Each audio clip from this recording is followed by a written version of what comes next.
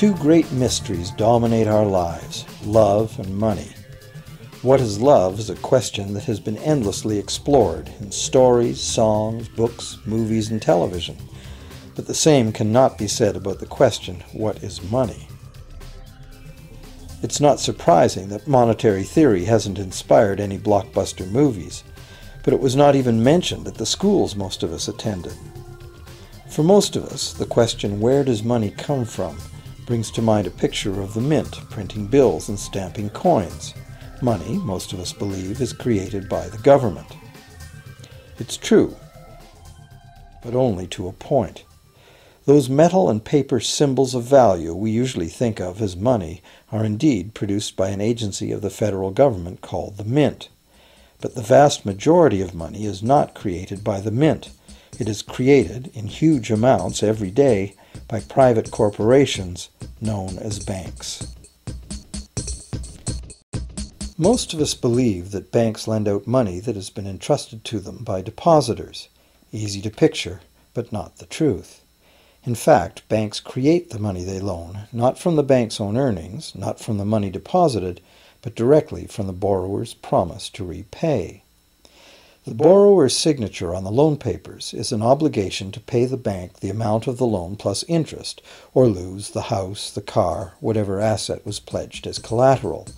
That's a big commitment from the borrower. What does the same signature require of the bank? The bank gets to conjure into existence the amount of the loan and just write it into the borrower's account. Sound far-fetched? Surely that can't be true. But it is.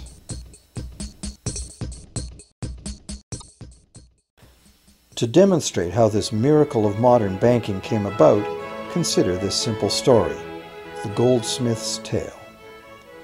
Once upon various times, pretty much anything was used as money. It just had to be portable, and enough people had to have faith that it could later be exchanged for things of real value, like food, clothing, and shelter. Shells, cocoa beans, pretty stones, even feathers have been used as money.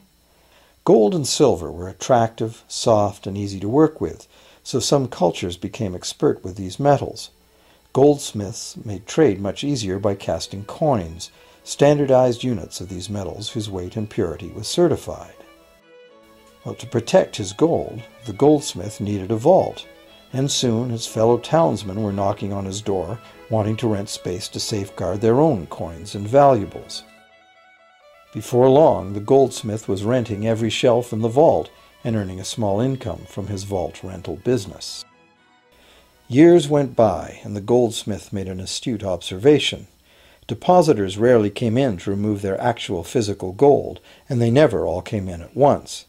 That was because the claim checks the goldsmith had written as receipts for the gold were being traded in the marketplace as if they were the gold itself. This paper money was far more convenient than heavy coins, and amounts could simply be written instead of laboriously counted one by one for each transaction.